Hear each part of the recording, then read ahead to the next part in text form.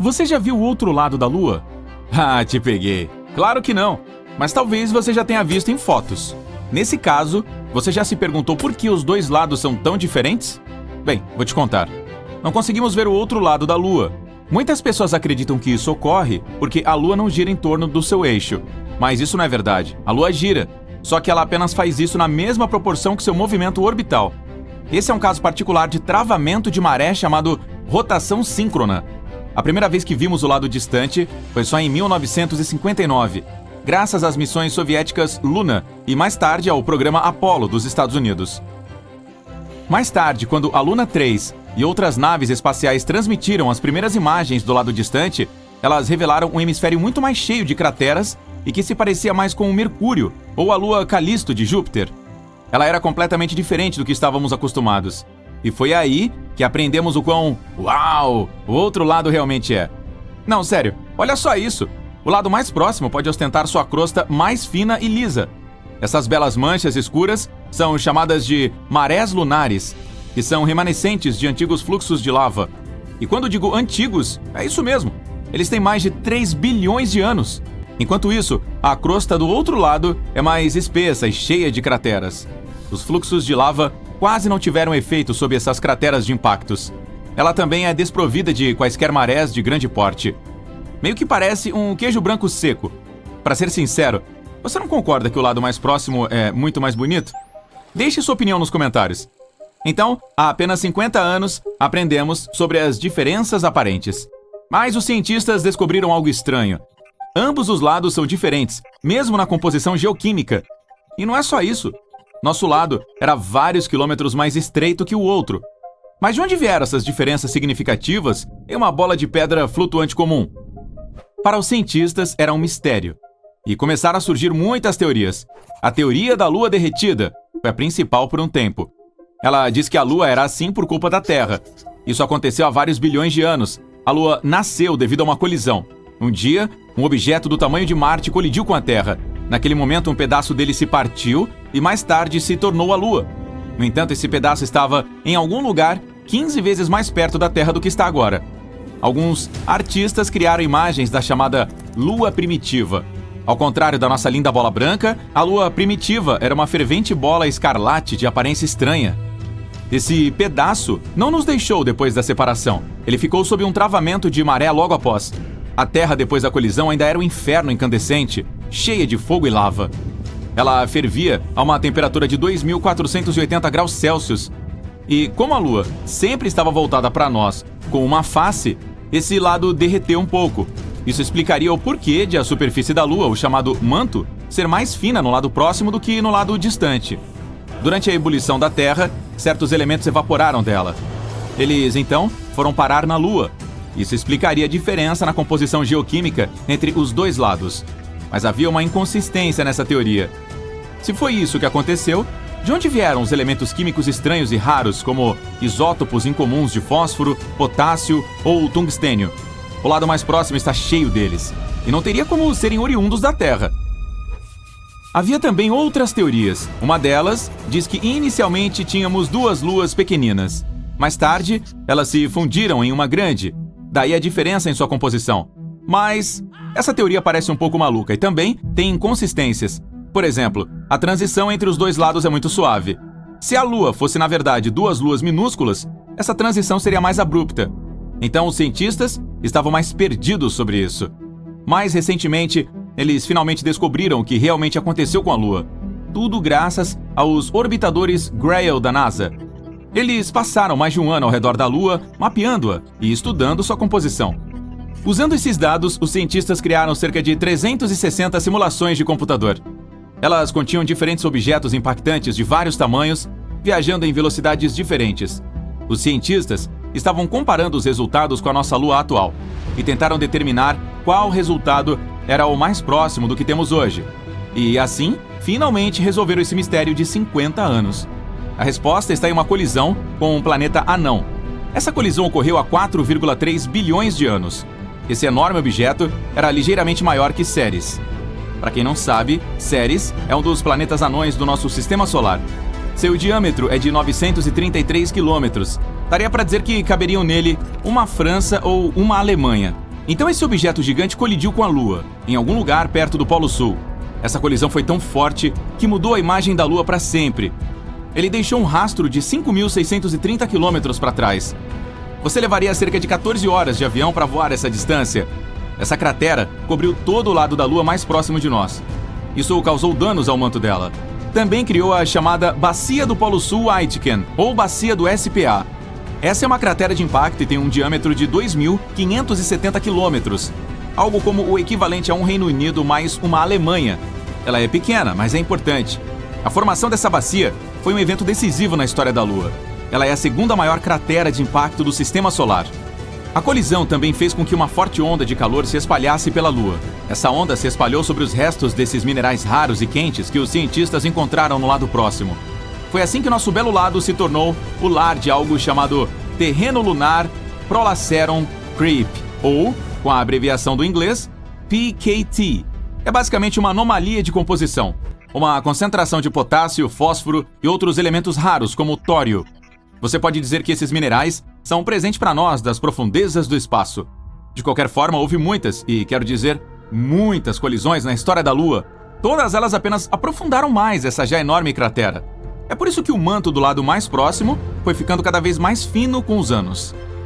Além disso, nossos minerais preciosos emitiam muito calor, então o manto derreteu um pouco mais. Isso acidentalmente fez com que os vulcões da Lua despertassem. A atividade vulcânica aumentou no lado próximo. Intensos fluxos de lava encheram as antigas crateras vazias. Tcharam! E nasceu o belo mar lunar. Foi assim que tudo aconteceu. Todas essas informações foram encontradas graças aos pesquisadores das universidades de Brown, Purdue, Stanford e do laboratório JPL da NASA. A pesquisa foi publicada no Journal of Geophysical Research, Planets. Então você pode ler sobre isso com mais detalhes se estiver interessado. Ainda há muitas coisas que precisamos aprender sobre a Lua. A maior prioridade é a missão de retorno para a bacia do Polo Sul Aitken. Amostras trazidas de lá serão usadas para determinar com mais precisão a idade da Lua, sua história e a natureza da crosta e do manto. Outro alvo crítico é o Mar de Moscou. Esse é o nome de uma grande planície de lava no outro lado da Lua. Estudá-lo nos ajudará a entender melhor a diferença entre os dois lados, além de nos dizer como o outro lado foi formado. Todo esse conhecimento é significativo para a compreensão da história da Lua, mas também é útil para a exploração espacial em geral. Os cientistas usam a Lua como ponto de referência para determinar a idade de outros planetas e mundos inteiros no espaço. A Lua nos ajuda a determinar a cronologia da vida de todo o Sistema Solar. Vamos torcer por novas pesquisas e descobertas emocionantes. Yutu 2 da China é uma missão robótica para o lado escuro da Lua, lançada em 7 de dezembro de 2018. Em 3 de janeiro de 2019, o robô pousou suavemente no outro lado lunar. Ele pousou na cratera Von Karman, não muito longe do polo sul da Lua. Os cientistas estão interessados nesta área. Crateras frias e permanentemente sombreadas nos polos contêm água congelada. Essas manchas de gelo são irregulares e provavelmente antigas. No sul, a maior parte da água congelada está concentrada em crateras, e no Polo Norte, ela se espalha de forma mais esparsa.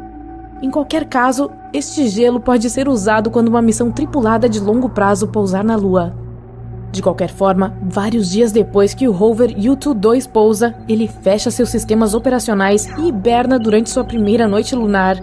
Ele acorda no dia 29 de janeiro de 2019.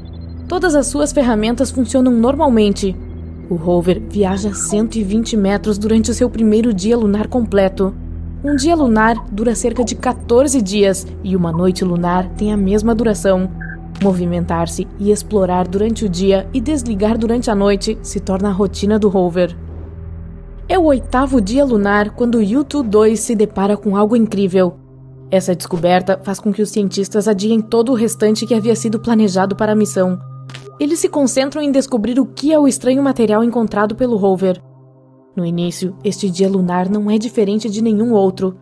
Ele começa em 25 de julho, quando o rover começa a fazer seu caminho através de uma área marcada por pequenas crateras de impacto. O Yutu 2 é auxiliado e monitorado pela equipe de pilotos do Centro de Controle Aeroespacial de Pequim. Em 28 de julho, a equipe está se preparando para desligar o rover para uma soneca do meio-dia. O sol está alto no céu. Isso significa que há altos níveis de radiação e temperaturas escaldantes que podem danificar a máquina. Antes de desligar o Yutu-2, os cientistas examinaram as fotos tiradas pela sua câmera principal. É quando eles a avistam, uma pequena cratera cheia de algo extremamente diferente da paisagem ao redor. Incapaz de identificar a substância gelatinosa, a equipe ordena que o rover verifique essa descoberta bizarra. O Yutu-2 cautelosamente se aproxima da cratera para examinar o material com cores estranhas. A máquina usa um equipamento especial que detecta a luz refletida pela substância. Isso deveria ajudar os pesquisadores a entender a estrutura do material. Infelizmente, a natureza da descoberta de cor incomum permaneceu um mistério por mais de um ano. Não é à toa que tanto a descoberta quanto o fato de que inicialmente não havia imagens do material enigmático despertaram curiosidade em todo o mundo. A única descrição disponível da substância era que parecia um gel brilhante e aleatoriamente colorido, algo bastante estranho para a superfície árida e empoeirada da Lua. Mas finalmente, o mistério parece ter sido resolvido. Os pesquisadores analisaram as informações coletadas pelo equipamento. Como esperado, a substância mostrou ser composta de rocha, uma brecha esverdeada e brilhante, em uma amostra não maior que 51 centímetros por 15 centímetros. É como uma versão geológica de uma salada de gelatina com frutas dentro. Se você a derreter, ficará vítrea. Brecha é uma rocha formada por fragmentos angulares aglutinados por uma substância calcária. A amostra encontrada do outro lado da Lua é composta de uma mistura de diferentes minerais. O principal é um tipo de silicato, que é um dos componentes mais comuns nas crostas lunar e terrestre. A peça também contém um pouco de vidro, o que significa que pode ter se formado durante uma erupção vulcânica. Mas a atividade vulcânica na Lua parou há mais de 3 bilhões de anos. É por isso que os pesquisadores têm quase certeza de que é improvável que essa seja a fonte da descoberta em comum. O material pode ter sido criado por um grande asteroide, cometa ou meteorito que atingiu a Lua. Durante a colisão, a pressão e a temperatura eram tão altas que enormes quantidades de rocha derreteram instantaneamente. Algumas peças esfriaram rápido o suficiente para formar vidro. O resto se reuniu no centro da cratera de impacto e esfriou mais lentamente, formando uma nova rocha. A substância provavelmente não se formou na cratera Von Karman, mas nas crateras Vinson e Alder, nas proximidades. A cavidade onde o rover fez sua descoberta tinha apenas 2 metros de diâmetro. O que quer que tenha sobrado não deve ter mais de 2,5 centímetros de largura. Mas então seria muito pequeno para criar um pedaço tão grande de brecha. É interessante que o material seja semelhante às amostras coletadas pelos astronautas das missões Apollo da NASA. Uma dessas amostras era feita de fragmentos escuros de minerais quebrados e aglutinados. Também continha um pouco de vidro preto brilhante. Não está claro, porém, se trata do mesmo material descoberto pelo Yutu-2. Quando o rover tirou as fotos e fez suas medições, estava bastante escuro na área. A qualidade das imagens não é tão boa. Os especialistas também explicam que a missão está examinando uma área da Lua até então inexplorada. É por isso que eles não têm nenhuma amostra daquela região para comparar com a substância esverdeada e brilhante que o Yutu-2 encontrou.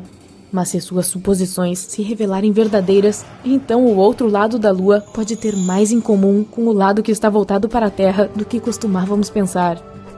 Mas o que há de tão especial nesse lado escuro do satélite natural da Terra e por que não podemos vê-lo? Tudo por causa do fenômeno conhecido como rotação sincronizada. O único satélite natural da Terra gira em torno do seu eixo uma vez a cada 27 dias. É a mesma quantidade de tempo necessária para dar a volta ao nosso planeta. É por isso que nós sempre vemos a mesma face. Para ser precisa, 59% da superfície da Lua é visível para as pessoas. Isso significa que é possível ter vislumbres do outro lado do satélite em algumas épocas do ano. O lado da Lua que não podemos ver é bem diferente daquele voltado para a Terra. Não possui manchas escuras visíveis à noite. Essas são planícies basálticas lunares, chamadas Maria Lunarium em latim ou Mares Lunares em português. Elas foram criadas por antigas erupções vulcânicas. Isso aconteceu cerca de 3 a 4 bilhões de anos atrás. Em vez de planícies, a superfície distante da Lua tem inúmeras crateras e altas montanhas. Uma das ideias sobre essa diferença notável entre os dois lados é baseada na teoria da colisão. Ela afirma que bilhões de anos atrás, a Terra colidiu com outro planeta ou algum outro corpo espacial massivo. Depois disso, Os destroços dessa colisão colidiram com algo que mais tarde formaria a nossa Lua. É por isso que as paisagens das duas faces são tão diferentes. Uma teoria mais recente sugere que a parte da Lua voltada para a Terra é mais quente por causa do calor irradiado pelo nosso planeta. Durante o período de erupções vulcânicas era mais frio do lado oposto. É por isso que os minerais lá se tornaram sólidos mais rapidamente. Eles formaram uma camada protetora protegendo o interior da Lua contra os meteoritos, mas cada impacto deixou uma cratera impressionante. Ao mesmo tempo, uma crosta muito mais macia no lado frontal da Lua expeliu lava toda vez que um meteorito a atingiu. Depois que essa lava esfriou, ela cobriu as crateras. Embora o lado oposto seja frequentemente chamado de escuro, ambos os lados recebem quase a mesma quantidade de luz solar. O lado que vemos parece um pouco mais brilhante por causa do brilho emanado pela Terra. Existem duas razões pelas quais as pessoas estão interessadas em explorar o outro lado da Lua. Depois de deixar nosso planeta, muitas ondas de rádio são bloqueadas pelo satélite natural da Terra. Se os astrônomos pudessem construir seus rádios e telescópios ópticos no lado escuro, eles obteriam muito mais dados. Não haveria problemas com qualquer tipo de interferência. Os telescópios também seriam protegidos do brilho da luz do dia do nosso planeta. Se telescópios fossem instalados dentro de crateras, eles também estariam protegidos da radiação solar. Os astrônomos seriam capazes de obter uma visão incrivelmente clara das regiões distantes do universo. Além disso, os cientistas acreditam que há grandes quantidades de hélio 3 no lado oposto da Lua. A Terra está protegida dos ventos solares que carregam esse gás por meio de seu campo magnético, mas nosso satélite natural não tem esse escudo. É por isso que os especialistas acreditam que a Lua pode ser um lugar perfeito para a mineração de hélio 3. Esse elemento raro pode ser usado posteriormente como combustível para reatores de fusão. Levante a mão. Quem ainda acredita que o Sol dá a volta na Terra? Ninguém. Mas isso era comum. Com certeza parece que é isso que acontece. O Sol nasce no leste, o Sol se põe no oeste. O Sol nasce no leste novamente, então ele dá a volta na Terra. Parece intuitivamente irrefutável, mas não é verdade. O Sol não dá a volta na Terra. Todo mundo sabe disso, mas só agora. Então por que as pessoas ainda acreditam que a Lua dá a volta na Terra? Também não é verdade. Temos que voltar mais de 500 anos para começar a ter uma ideia de como é difícil para a ciência mudar fatos universalmente aceitos. Nicolau Copérnico, por volta de 1510, foi o primeiro a propor um sistema solar heliocêntrico, centrado no Sol. Mas ele não fez isso publicamente.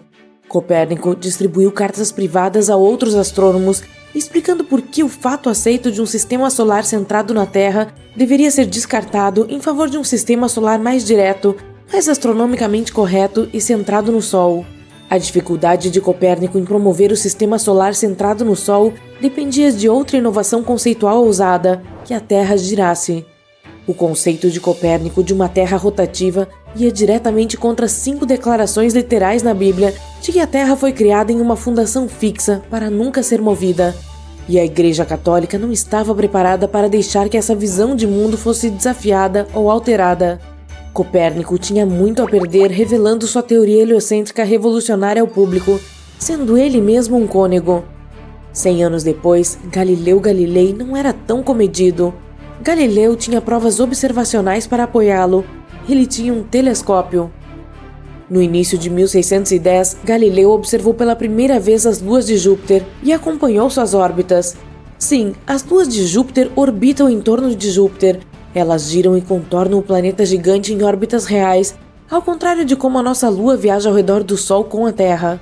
Galileu se tornou famoso, ou infame como acabou sendo, porque descobriu movimentos orbitais que não eram geocêntricos, que não se encaixavam na visão de mundo aceita até ali e abalaram a cosmologia centrada na Terra da civilização. Galileu foi realmente revolucionário.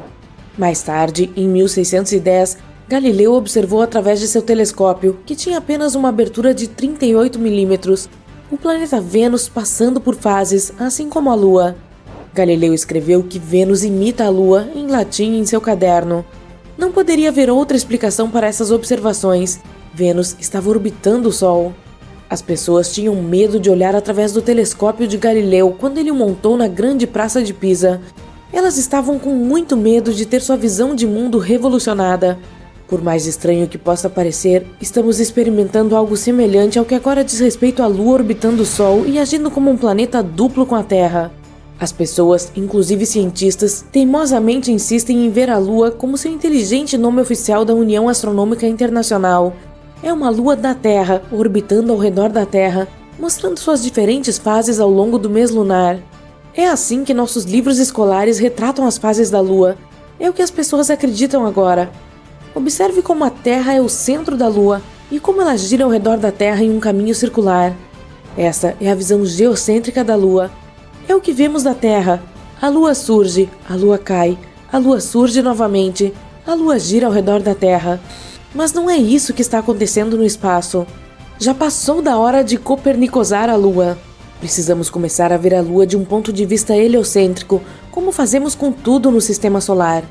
Primeiramente, a visão geocêntrica das fases da Lua mostra a Terra estacionária, sentada no centro do caminho da Lua por um mês lunar inteiro.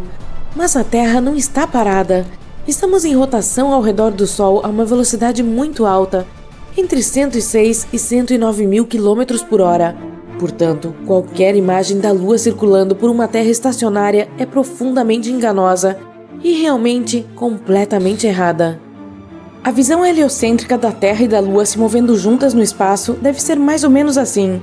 Observe que a Lua não está girando ao redor da Terra. Está viajando junto com a Terra ao redor do Sol.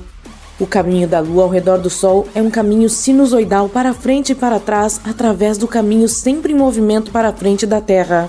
Observe que a Lua sempre avança também. Nunca vai para trás em direção ao Sol ou à Terra.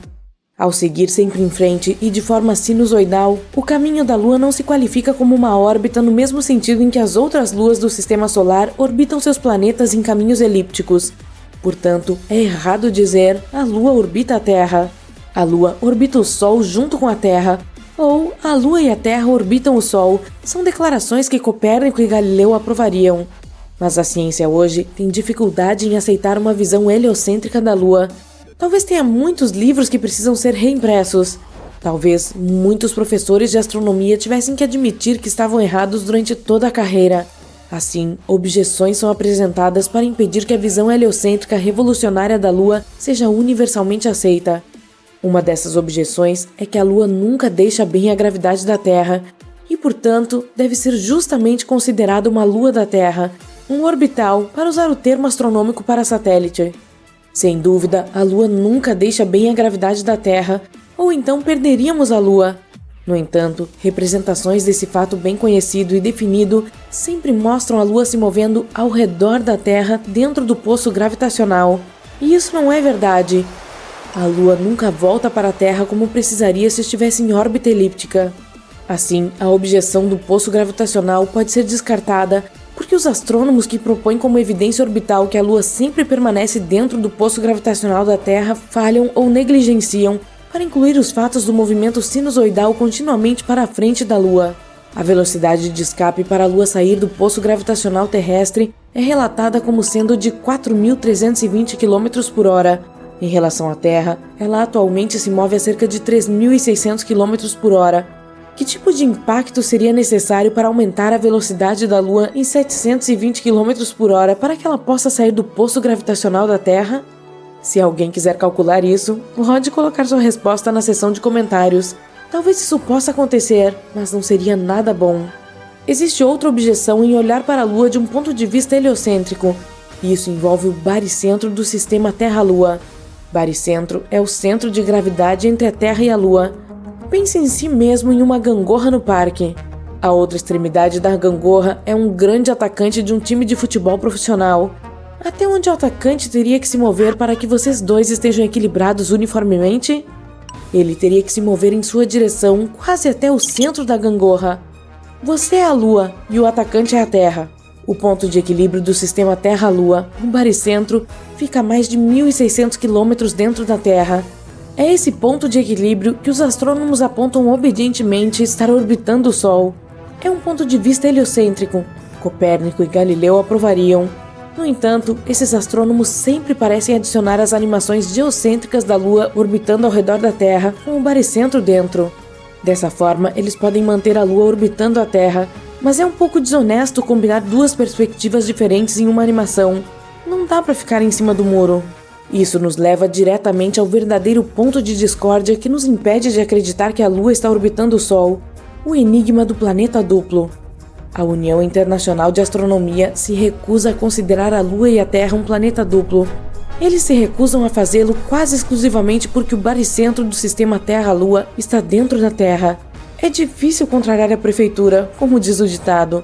Você se lembrará de que a UIA rebaixou Plutão para o status de planeta não, e eles ainda não reverteram essa decisão, apesar das evidências aparentemente amplas de que Plutão é o nono planeta. Talvez devêssemos refletir sobre o que significa ser um terráqueo. Ser um terráqueo implica que conhecemos pessoas nascidas no espaço orbitando uma estrela amarelada perto dos arredores de uma galáxia espiral. Nós, ou seja, todos os povos da Terra, vivemos no espaço e somos criaturas absolutas do espaço. Acima de nós está a Lua, a companheira da Terra.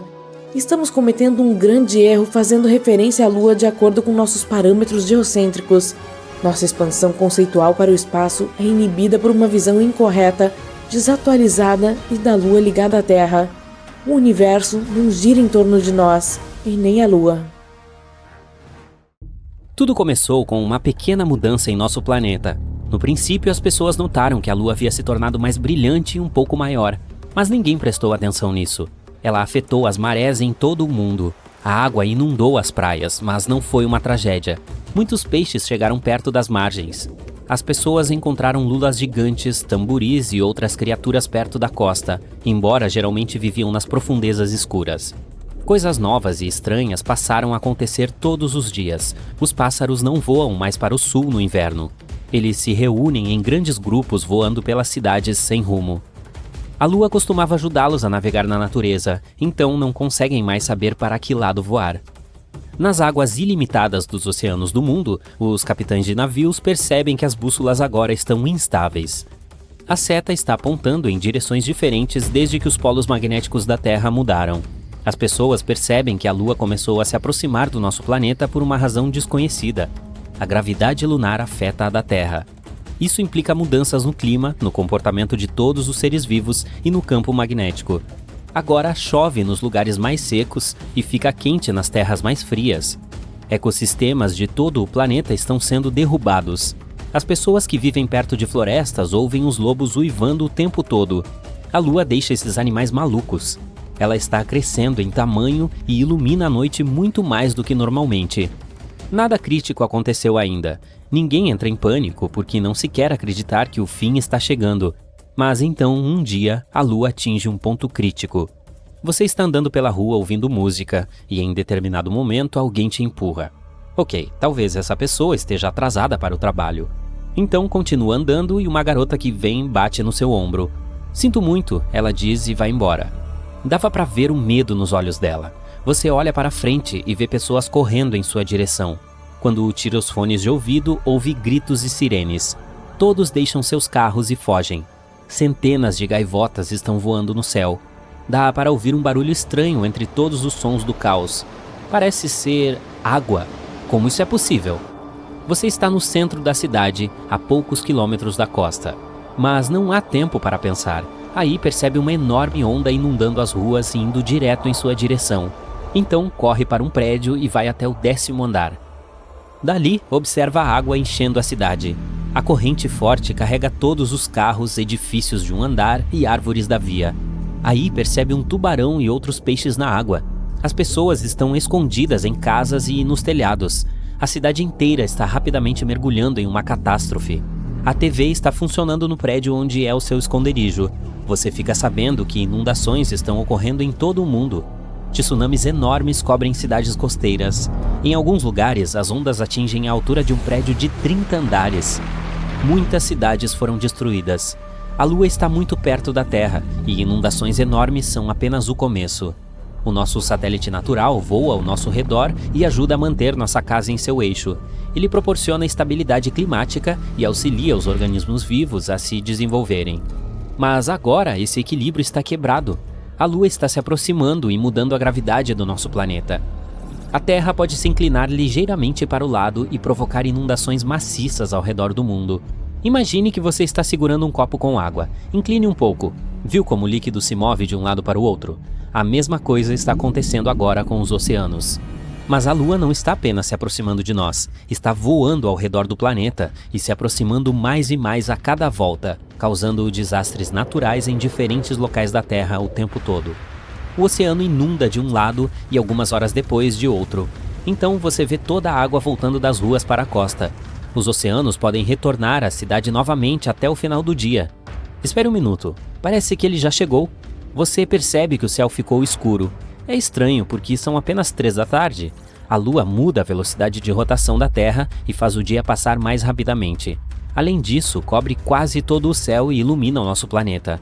Dá para ver enormes crateras lunares. Nosso satélite está tão perto que pode ser visto mesmo quando o Sol brilha. Em alguns lugares, ela passa obscurecendo o Sol. A água está saindo das ruas e todo mundo deixa seus abrigos. Neste momento, um terremoto começa. A via está rachando e as casas estão desmoronando.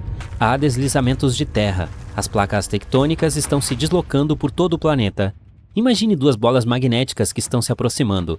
Então, uma é a Lua e a segunda é o núcleo da Terra. O que você acha que vai acontecer com o que está acima do núcleo? São centenas de milhares de quilômetros da crosta terrestre. E agora está tudo se movendo. Rachaduras destrutivas estão surgindo em todo o mundo. As montanhas mais altas desmoronam e se transformam em uma pilha de pedras. O fundo do mar racha e libera o magma das profundezas subterrâneas. Vulcões acordam e entram em erupção jorrando magma. Nuvens de cinzas vulcânicas impedem de ver o Sol e a Lua brilhante. Mas a coisa mais assustadora ainda está por vir. Uma colisão é inevitável.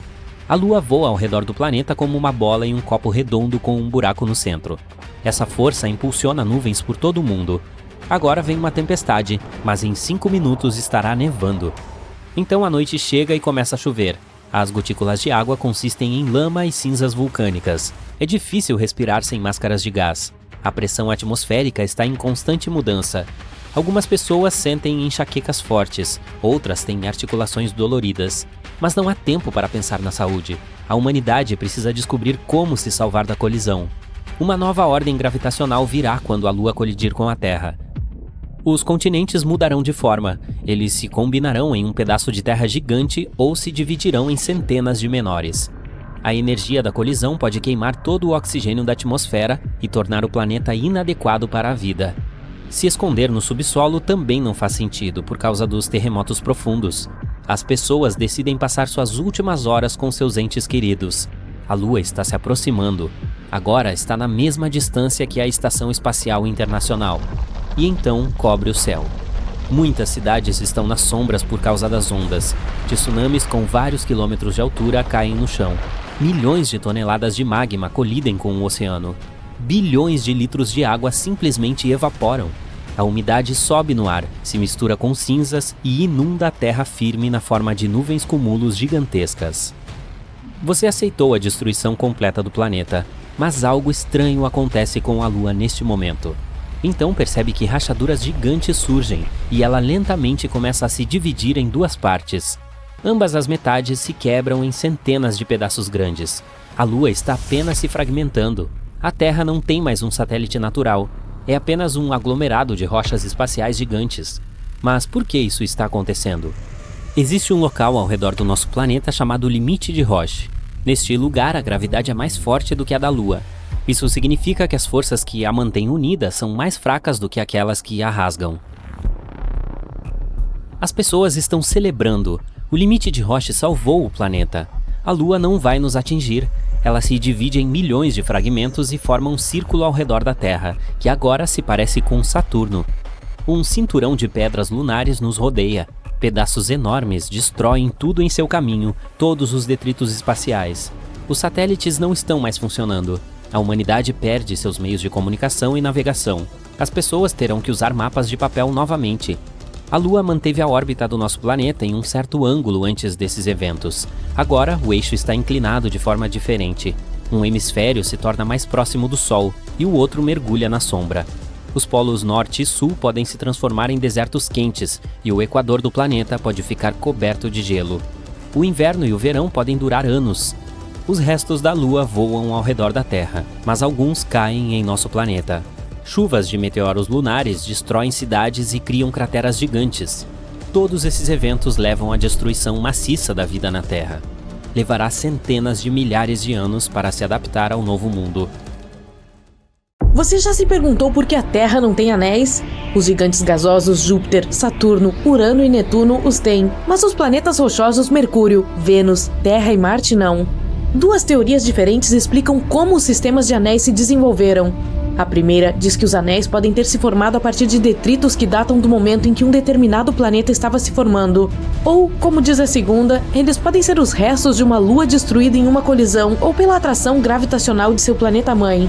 Os cientistas ainda não sabem por que os gigantes gasosos têm anéis, mas acreditam que pode ser porque se formaram no sistema solar externo. Planetas rochosos se formaram na área interna do nosso sistema solar e por isso estavam mais protegidos de possíveis impactos e colisões que poderiam ter formado anéis ao seu redor. Ou a razão é que planetas maiores têm um volume maior, o que permite que um sistema de anéis permaneça estável. Alguns cientistas acreditam que o nosso planeta tinha um sistema de anéis há muito tempo. Em seu estágio inicial, um objeto do tamanho de Marte atingiu a Terra, e isso provavelmente resultou em um denso anel de detritos. Mas esse sistema de anéis logo se aglutinou, e foi assim que a nossa Lua se formou. Há mais de 10 anos, em 2011, os astrônomos encontraram uma enorme nuvem de vapor de água a cerca de 12 bilhões de anos-luz do nosso planeta. Essa nuvem é a fonte de água mais antiga que conhecemos. Data de quando o universo tinha apenas 1,6 bilhão de anos.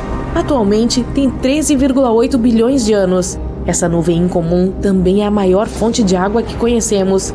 Ela contém 140 trilhões de vezes a quantidade de água que a Terra contém em seus oceanos. É gigante! O interessante é que essa nuvem de vapor está meio que alimentando um buraco negro. Pode conter gases como monóxido de carbono em quantidade suficiente para ajudar esse buraco negro a crescer até 6 vezes mais do que o seu tamanho atual. Todos sabemos que a Terra tem uma Lua, mas tem outros 2 asteroides, 3.753 Scrutiny e 2002 AA29, bloqueados em ressonância orbital com o nosso planeta. O primeiro, na realidade, não circula ao redor da Terra, mas tem algum tipo de órbita sincronizada com o planeta, e é por isso que parece que está seguindo a Terra em uma órbita estável, enquanto tem seu próprio caminho específico ao redor do Sol. O outro, 2002 AA29, segue uma órbita em ferradura ao redor do nosso planeta. Seu caminho específico aproxima esse asteroide de nós a cada 95 anos. Você deve pensar que Netuno é um lugar extremamente frio e escuro. Afinal, é um gigante de gelo a 4,5 milhões de quilômetros de distância do Sol. Não há muita luz solar lá, então o meio-dia em Netuno é semelhante ao crepúsculo em nosso planeta. Esse gigante de gelo parece estar criando seu próprio calor. Para ser mais precisa, 2,6 vezes mais calor do que recebe do Sol. Isso provavelmente tem a ver com a pressão perto do núcleo do planeta. Ela aumenta e libera hidrogênio, que mantém o centro de Netuno a uma temperatura extrema de 5.150 graus Celsius, mas sua atmosfera ainda é bastante fria. Varia entre cerca de menos 150 e menos 200 graus Celsius. Qual é a forma que vem à sua mente quando alguém menciona tempestades? Provavelmente ovais longas de furacões e tornados cônicos. Isso é algo que vemos na Terra. No Polo Norte de Saturno, tem uma tempestade que dura pelo menos os últimos 40 anos e tem uma forma hexagonal.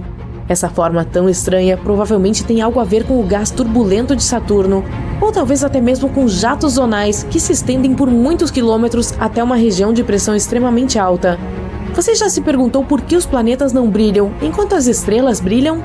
Se você estivesse lá fora, no espaço, não as veria cintilando. A razão pela qual vemos estrelas cintilando é devido à atmosfera da Terra. A luz do tamanho de um alfinete proveniente de uma estrela atinge a atmosfera. A atmosfera então a refrata, o que faz com que a luz faça um zigue-zague. Isso é o que percebemos como brilho. Planetas parecem muito maiores para nós do que apenas alfinetes. E sim, a luz deles zigue-zagueia depois de atingir a atmosfera também. Mas esses movimentos se cancelam, e é por isso que não vemos a cintilação, mas apenas um brilho constante. Em algumas regiões, você pode esperar grandes mudanças de temperatura. Por exemplo, em Montana, onde em um único dia as temperaturas foram de menos 48 para 7 graus Celsius. Parece muito, mas ainda não é nada em comparação com Mercúrio, onde as temperaturas tendem a variar mais do que 540 graus Celsius em um único dia. Elas atingem cerca de menos 170 graus Celsius à noite e eventualmente sobem para 430 graus durante o dia. Imagine o guarda-roupa que você precisaria preparar para uma única visita de 24 horas a Mercúrio. Por que a atmosfera do nosso planeta natal não desaparece no vácuo do espaço? Mesmo que não possamos vê-las, as moléculas de gás e vapor que formam a nossa atmosfera têm massa. Assim sendo, todas essas moléculas sentem a atração gravitacional da Terra, assim como nós. Elas poderiam escapar, é verdade, se tivessem energia suficiente. Por exemplo, se nosso planeta estivesse mais perto do Sol, a atmosfera seria mais quente e suas moléculas poderiam fugir mais facilmente. Mas, felizmente, a Terra está na distância certa do Sol e tem massa suficiente para manter sua atmosfera no mesmo lugar. Quando você pensa em vulcões, provavelmente imagina lava quente e derretida saindo deles. Pelo menos é assim que funciona na Terra. No espaço, os vulcões podem vomitar metano, água ou até amônia. Lá em cima, um vulcão também pode vomitar materiais específicos que congelam à medida que entram em erupção. Então eles se transformam em vapor congelado e algum tipo de neve vulcânica. É uma coisa comum nas luas de Júpiter, Europa e Io, em Plutão e na lua de Saturno, Titã. Eles são chamados de criovulcões e Io tem alguns extremamente ativos. Lá você veria centenas de aberturas cuspindo vapor congelado que tendem a se estender por cerca de 400 quilômetros, e os veículos da NASA até capturaram algumas erupções em tempo real. Bum! Planetas, luas, asteroides, cometas, estrelas, todos eles podem colidir, e galáxias também. Nossa galáxia, a Via Láctea, fica a 2,5 milhões de anos-luz de Andrômeda, nossa vizinha galáctica mais próxima. Os astrônomos acreditam que a Via Láctea está em uma rota de colisão que destruirá ambas as galáxias em um futuro distante, ou pelo menos as galáxias como as conhecemos. As duas galáxias estão indo cada vez mais rápido uma em direção à outra, a alta velocidade de 402 mil km por hora. Será caótico e muitos planetas e estrelas não sobreviverão à colisão. Eventualmente, essas duas entidades massivas se fundirão e se transformarão em uma galáxia completamente nova e irreconhecível. Aqui está um pequeno conforto. Os cientistas assumem que isso não deve acontecer por mais 4 bilhões de anos. Caso você queira fundir duas peças de metal, já sabe que a única maneira de fazê-lo é aplicar calor para que essas peças possam atingir seus pontos de fusão. No espaço, você não precisa de calor para fazer isso. Ou, na verdade, não precisa fazer nada. Chamamos isso de soldagem a frio, e tal fenômeno acontece quando você desliza as peças de metal umas sobre as outras. Nesse caso, elas desgastam suas camadas de óxido protetoras. Na Terra, essas camadas impedem que elas se fundam, mas no espaço, esse tipo de proteção desaparece. É por isso que os elétrons de um pedaço de metal simplesmente fluem para o outro pedaço. E, tcharam, sem nenhum esforço. Os cientistas costumavam acreditar que a Terra era o único planeta do nosso sistema solar onde acontece atividade tectônica. Tectonicamente ativo significa que placas sobre a crosta estão se movendo. Esse processo libera calor, que então deforma a superfície terrestre e leva ao seu encolhimento. Mas agora sabemos que isso acontece em outros planetas também. Mercúrio também está encolhendo, e os cientistas descobriram isso em 2016, quando a nave espacial Messenger orbitou o planeta e enviou alguns dados importantes. Ela revelou haver formas de relevo semelhantes a penhascos conhecidas como escarpas de falha na superfície de Mercúrio. Como essas falhas são relativamente pequenas, elas provavelmente não se formaram há muito tempo. Isso significa que Mercúrio ainda está contraindo, mesmo 4,5 bilhões de anos após a formação do nosso sistema solar. A grande mancha vermelha de Júpiter também está encolhendo. É uma enorme tempestade na superfície do planeta. É avermelhada, um pouco oval e com mais de 16.360 km de largura. Sim, é grande o suficiente para engolir a Terra. E agora está lentamente encolhendo há alguns séculos. A grande mancha vermelha é apenas uma das muitas tempestades de alta pressão que ocorrem em Júpiter devido a todos os gases presentes lá. Algo que classifica Júpiter como um gigante gasoso. Mas só porque está encolhendo, não significa que a grande mancha vermelha vai desaparecer tão cedo. Ela está ficando cada vez mais alta.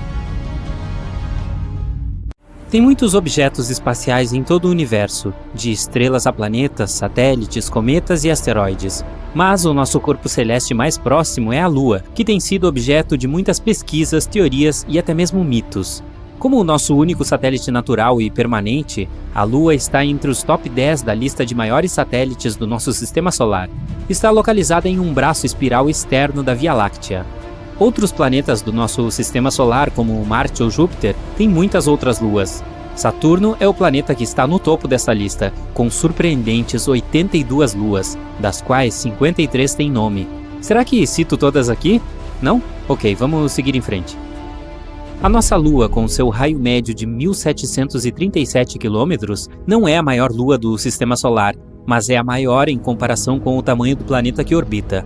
A diferença entre um satélite como a Lua e um planeta não é o tamanho, embora essa possa ser a primeira conclusão. As maiores luas do nosso sistema solar são realmente enormes. Algumas delas são ainda maiores do que os planetas. Júpiter, na verdade, tem vários satélites desse tipo, como a gelada Ganímedes. É a maior lua do nosso sistema solar, maior que Mercúrio e Plutão. Pode até ter um oceano subterrâneo de água salgada que pode ser maior que toda a água na superfície terrestre.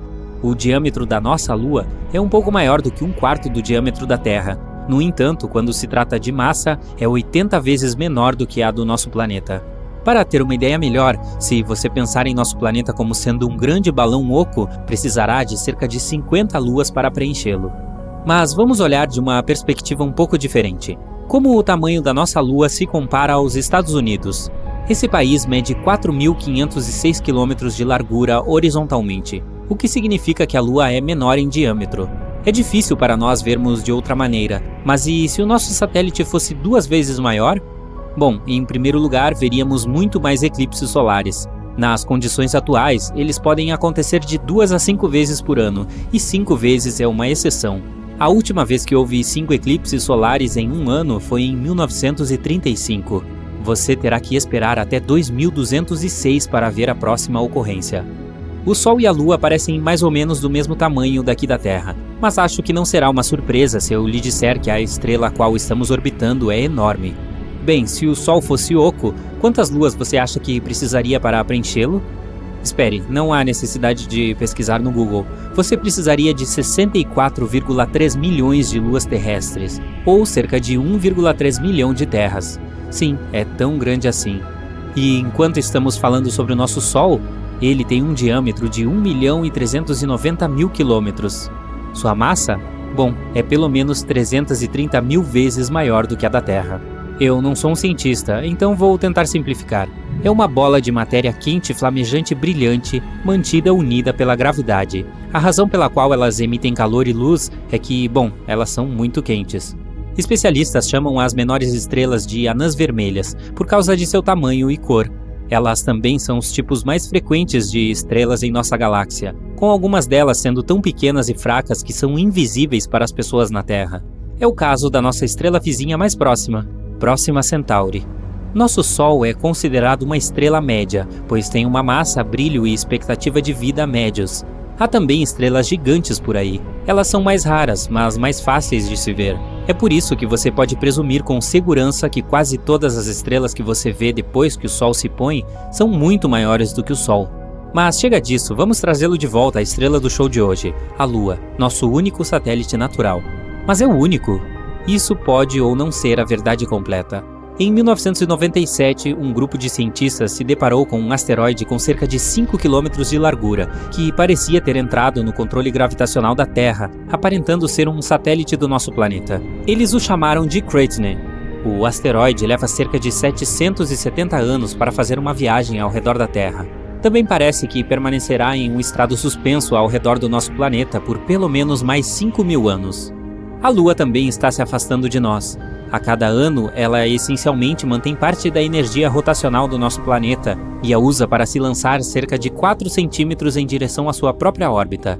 Se os dados que temos disponíveis hoje estiverem corretos, quando surgiu, a nossa Lua estava a cerca de 22.530 quilômetros de distância de nós. A distância hoje é de 385 mil quilômetros em média. Então, o que acontecerá quando ela se afastar completamente? Bom, com certeza será o fim de músicas como Moon River, Fly Me to the Moon, Lua de Cristal, Banho de Lua. Então, simplesmente não haverá marés nos oceanos do nosso planeta, e nossas noites se tornarão mais escuras. As estações ficarão muito diferentes, assim como a duração dos nossos dias. Com base nos cálculos atuais no mundo da ciência, isso levará cerca de 50 bilhões de anos para acontecer. Então não há necessidade de se apressar e estocar lanternas por enquanto. a menos que você simplesmente goste de acumular coisas. Tem outra coisa aqui também. O nosso Sol fica cerca de 10% mais brilhante a cada bilhão de anos. Vou poupá-lo dos cálculos, mas para resumir, é mais provável que muito antes de a Terra ficar sem sua Lua, o Sol já tenha engolido os dois. Nossa, eu não acho isso mais reconfortante. Mas ei, o que faz de um planeta, bom, um planeta?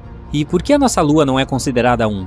Quero dizer, é maior do que alguns outros objetos no nosso sistema solar que são, tecnicamente, planetas. Para começar, um planeta é um corpo celeste que faz 3 coisas: orbita em torno de uma estrela e não de outra coisa. É maciço o suficiente para se tornar arredondado por causa de sua própria gravidade. E, por fim, tem o poder de arrebatar qualquer poeira ou fragmento em sua órbita à medida que continua a se mover ao redor do Sol. Então estabelecemos que a Lua não orbita o Sol, mas também não orbita a Terra. Ambos orbitam um certo ponto estacionado entre eles chamado de baricentro.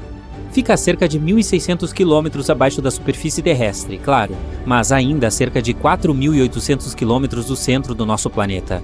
Como este baricentro fica abaixo da superfície da Terra, não consideramos a Lua um planeta. Para poder fazer isso, a Lua teria que ser cerca de 1/3 maior ou estar 1/3 mais distante para que o baricentro fosse independente da superfície terrestre. No entanto, a Lua tem algumas outras características semelhantes às de um planeta, o que a torna muito especial no nosso sistema solar. Em primeiro lugar, tem uma crosta, um manto e um núcleo. Também tem uma geologia bastante ativa, com eventos como nossos próprios terremotos. Você adivinhou certo, eles levam o nome de lunamotos. Ei, eles têm tortas de lua por lá também? Agora vamos continuar nossa exploração espacial um pouco mais. Espere, o quê? Você não consegue me ouvir? Claro que não consegue, porque o espaço é totalmente silencioso. Como não há atmosfera no espaço, o som não tem meio ou maneira de viajar para que você possa ouvi-lo. Você vai querer ficar longe de Vênus se quiser continuar suas viagens espaciais. É o planeta mais quente do nosso sistema solar. Tem uma temperatura média de cerca de 450 graus Celsius em sua superfície.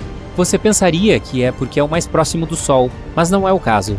Você também pensaria que o planeta mais próximo, Mercúrio, seria o mais quente. Bom, como este não tem atmosfera que ajuda a regular a temperatura, ele tende a ter flutuações maiores. Seu calendário também seria muito confuso em Vênus, já que um dia em sua superfície dura cerca de 1 ano terrestre. Isso ocorre porque Vênus está girando lentamente em torno de seu próprio eixo, levando 243 dias terrestres para completar seu próprio dia. Se você fosse fazer uma parada em Marte, deveria ficar de olho naquele pôr do sol azul.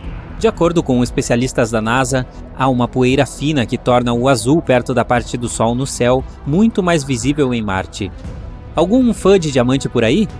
Faça as malas, porque há um planeta lá fora feito de diamantes e tem o dobro do tamanho da Terra. É o planeta 55 Cancri. Acredita-se que provavelmente está coberto de grafite e diamantes. Um traje espacial custa cerca de 12 milhões de dólares, mas uma visita lá cobriria completamente as despesas, você não acha? E se você não é fã de explorações espaciais e prefere o conforto do nosso planeta, aqui estão algumas boas notícias. Temos mais árvores aqui na Terra do que estrelas em nossa galáxia. Sabemos que existem cerca de 3 trilhões de árvores aqui na Terra e entre 100 bilhões e 400 bilhões de estrelas na Via Láctea. A grande bola de fogo a milhares de quilômetros de distância de nós não é somente o objeto mais brilhante do nosso sistema solar, como também é o maior. Se Júpiter fosse do tamanho de uma bola de basquete, então a Terra seria uma pequena uva. Mas o Sol faz até Júpiter parecer uma piada. Essa grande bola em chamas no céu é composta de hidrogênio e hélio e tem 1.400.000 quilômetros de diâmetro. Além disso, é mais de 100 vezes maior que nosso pequeno planeta azul. São 5.540 graus Celsius apenas na superfície e 15 milhões de graus no núcleo. A Lua, por outro lado, é um pouco mais fácil de entender, com cerca de 3.500 km de diâmetro, o que dá menos de 1/3 da Terra. Ela pode parecer bem grande flutuando no céu, mas isso acontece porque é o objeto mais próximo de nós. Mas e se o jogo virasse e a Lua de repente se tornasse mais brilhante que o Sol? Vamos explorar vários cenários. Alternativa 1. Se a Lua se tornar mais brilhante que o Sol, as noites serão mais brilhantes que os dias. Isso significa que o ciclo de sono será interrompido. Todos os animais noturnos ficarão totalmente confusos. Quando é a hora de sair e comer? Nos extremos norte e sul, as noites e os dias duram meses a fio, então as pessoas que moram na região já têm uma ideia de como é dormir às 11 da noite com o sol brilhando sobre elas. Para o resto, não será fácil. Digamos que você está acampando, cozinha uma refeição incrível e se prepara para a noite escura. Ao caminhar pela floresta, encontra um local com uma vista incrível do lago e do céu claro. São 7 da noite. Você acende uma fogueira para assar alguns marshmallows e prepara o telescópio. O único problema é que quando o sol começa a se pôr, a lua ilumina ainda mais o céu. Surpreendentemente, não está tão quente quanto você imagina, pois não há luz solar direta. Mas, independentemente disso, ainda está bem quente. Cenário 2. As temperaturas certamente subirão de qualquer maneira. Isso significa que a neve vai derreter mais rápido do que você pode dizer, mas o que está acontecendo? A neve nas calotas polares será a primeira a derreter, seguida pelas próprias. Com tanto calor, o nível do mar vai subir e levar pequenas ilhas remotas espalhadas pelo oceano para debaixo d'água. As cidades litorâneas irão abaixo e todos viverão mais próximos do continente. Isso provavelmente causará uma reação em cadeia na economia mundial. Não haverá mais invernos, o que significa o fim das atividades de inverno como o esqui, snowboard ou guerrinhas de neve. Animais e plantas em todo o mundo serão afetados. O planeta se transformará em um grande deserto. A água ficará escassa ao longo dos anos, mas as pessoas encontrarão uma maneira de preservá-la. Cenário 3. Você está sentado atrás da sua mesa, entediado. Está perdendo negócios. As pessoas não estão comprando tantos óculos de sol quanto você pensava. Mas então a lua de repente se torna mais brilhante que o sol e todos precisam usar esses óculos 24 horas por dia, 7 dias por semana para sair. Você não consegue acompanhar a demanda por óculos de sol, então contrata mais pessoas e expande seus negócios. E acaba tendo o melhor negócio de óculos de sol do país. Não se recomenda olhar para o céu em nenhum momento do dia ou da noite. As cidades são cobertas com grandes toldos para reduzir a luminosidade diária. Os óculos de sol virão em diferentes tamanhos e formas para diferentes momentos do dia. Alguns serão amarrados em torno da cabeça, enquanto outros serão como grandes capacetes. Cenário 4. A atmosfera da Lua é tão fina que não pode conter nada nela. Assim como nos desertos da Terra, não há nuvens para trazer chuva, e por isso está sempre quente ou frio. Sim, o maior deserto do mundo é todo o continente da Antártida, que é frio e árido, ao contrário do que as pessoas pensam do deserto do Saara. Então, se ainda quiser pousar na Lua, é melhor pensar 2 vezes agora.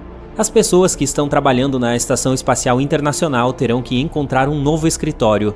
A Lua será muito brilhante para ficar descoberta, considerando o quão perto está. Se ela for apenas mais brilhante que o Sol sem a parte do calor, a estação espacial precisará apenas de ajustes para manter a luz afastada. A razão pela qual vemos a Lua em várias formas é por causa da posição dela em relação ao Sol. Nosso satélite não gira, ao contrário da Terra. Ele fica meio grudado na gente e está sempre mostrando o mesmo lado. Então, dependendo da posição dele no mês, teremos uma noite super brilhante durante a lua cheia e noites relativamente brilhantes no restante do mês. Cenário 5. Se a Lua se tornasse mais brilhante que o Sol, produziria mais calor que ele e provavelmente ficaria maior. A gravidade na Terra mudaria significativamente por causa do novo tamanho do nosso satélite. Toda a estrutura orbital mudaria e afetaria os objetos celestes flutuando no espaço. Os planetas logo começariam a orbitar ao redor da Lua. A Terra poderia se afastar ainda mais do Sol. Se isso acontecesse, então tudo teria que se reajustar às mudanças radicais na gravidade. Se ela fosse fraca, significaria que os edifícios não teriam uma base sólida para ser instalados e acabariam desmoronando. Pontes e grandes monumentos também não resistiriam. As pessoas não conseguiriam andar corretamente e fariam isso de uma maneira engraçada. Cenário 6. Em muitas dessas alternativas, mencionei apenas como a Lua seria mais brilhante do que o objeto emitindo luz, mas neste caso a luz teria que vir da Lua refletindo do Sol, o que significa que ele teria que ser 2 vezes mais brilhante do que agora. Se ficasse 100 vezes maior, ele emitiria mais raios, o que poderia ser prejudicial e transmitiria muita radiação, prejudicial a todos os seres vivos daqui. A atração gravitacional do Sol pode atrair mais planetas para orbitar em torno dele e fazer com que outros objetos no espaço se juntem à órbita. Os planetas estariam festejando no nosso clube de galáxias e poderíamos ser jogados para fora do nosso curso orbital. Claro, isso representaria um risco maior para tudo na Terra, pois as coisas ficariam mais quentes e secas do que antes. Cenário 7. Se estamos falando sobre a Lua ficando mais brilhante, também podemos supor que ela se aproximaria mais da Terra do que agora. O brilho não seria o problema aqui, pois a gravidade causaria grandes mudanças em nosso planeta. Mas todos os dias, 24 horas por dia, 7 dias por semana, haveria maré alta. Seria tão extremo que haveria inundações constantes em todas as cidades costeiras. Todas as ilhas seriam submersas, o que aumentaria a população das cidades do interior. A vida marinha teria o melhor momento de sua vida quando a água atingisse a terra firme. Os barcos teriam que ser reprojetados para as novas condições, assim como os submarinos. As viagens aéreas seriam prioridades e os grandes navios de cruzeiro pareceriam futuristas e teriam um reforço na construção para sustentar as ondas fortes. A noite seria bem clara em dias normais. Isso aumentaria a temperatura global, o que derreteria a neve, fazendo com que o nível do mar subisse ainda mais. Cometas e outros objetos celestes seriam puxados por uma atração gravitacional mais próxima, então sempre teríamos que olhar para cima toda vez que saíssemos. Mas não se preocupe, a Lua ainda está lá em cima, e ali estará por muito tempo. A relação entre ela e a Terra é complicada. Felizmente, temos apenas um satélite natural. Outros planetas no nosso sistema solar possuem várias luas girando em torno deles. Algumas são tão grandes que chegam ao tamanho da Terra. Imagine várias dessas afetando nossa casa. Mas isso é assunto para uma história completamente diferente.